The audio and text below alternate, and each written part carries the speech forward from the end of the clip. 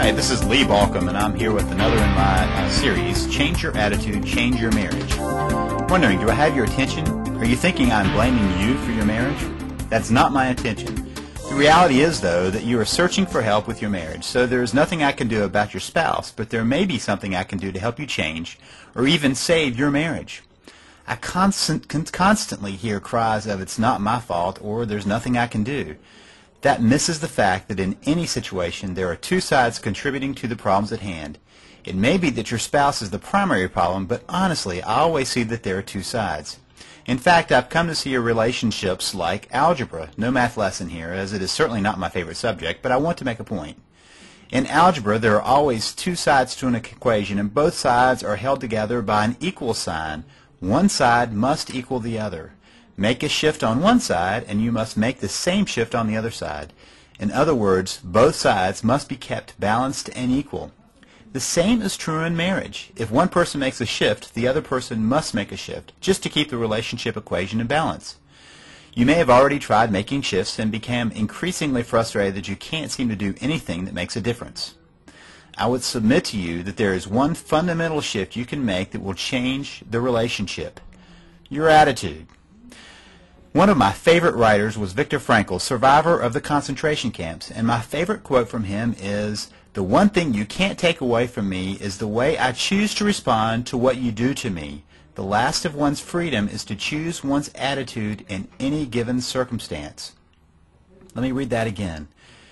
"The one thing you can't take away from me is the way I choose to respond to what you do to me. The last of one's human freedoms is to choose one's attitude in any given circumstance." We tend to give up that freedom. We allow the other person to change and affect our attitude. Often in the midst of a crisis, we find that we have lost our natural attitude and have become something we are not. It is always possible to choose a way to correct this. Let me be more clear.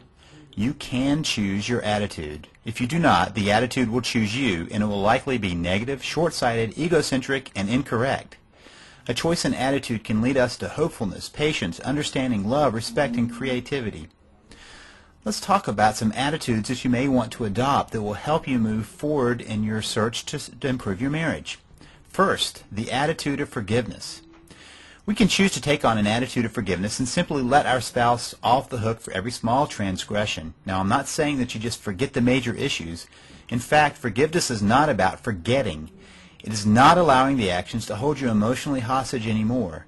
It's getting the actions out of your emotions. More specifically, forgiveness is letting go so that you do not have to carry it around.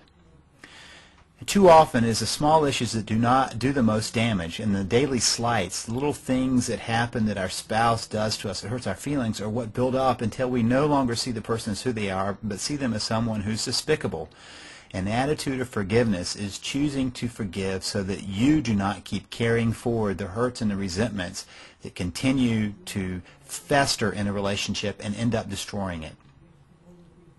Another attitude is the attitude of acceptance. What would it mean to accept your spouse just like he or she is? No more attempts to change, either directly or by manipulation, your spouse into what you want. You simply accept him or her for who he or she is. That would be a great gift, and it's the start of true love.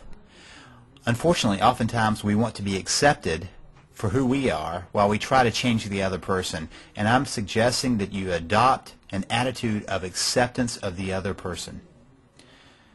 Another attitude we can adopt is the attitude of respect. Now let's face it, when we live intimately with someone, we see them at their weakest. Sometimes we see only the weaknesses and stop seeing the greatness. We in essence lose respect. But what if you focused on their strengths, their gifts, even their quirkiness, and decided to extend respect? That may revolutionize your relationship. Another attitude is of civility. I was recently listening to a recording about providing good customer service. The expert suggested you remember what has been done to you. You do the things you liked and you don't do the things you didn't like. It sounds a great deal like the golden rule. That would be civility. Don't like to be yelled at? Don't yell. Like to be treated lovingly? Treat lovingly. You get the idea. So if you want to change your attitude, If you want to change your marriage, start with your attitude. You can probably think of many other attitudes you could choose. Go do it. Transform your marriage. If you want to learn more about saving your marriage, go now to www.savethemarriage.com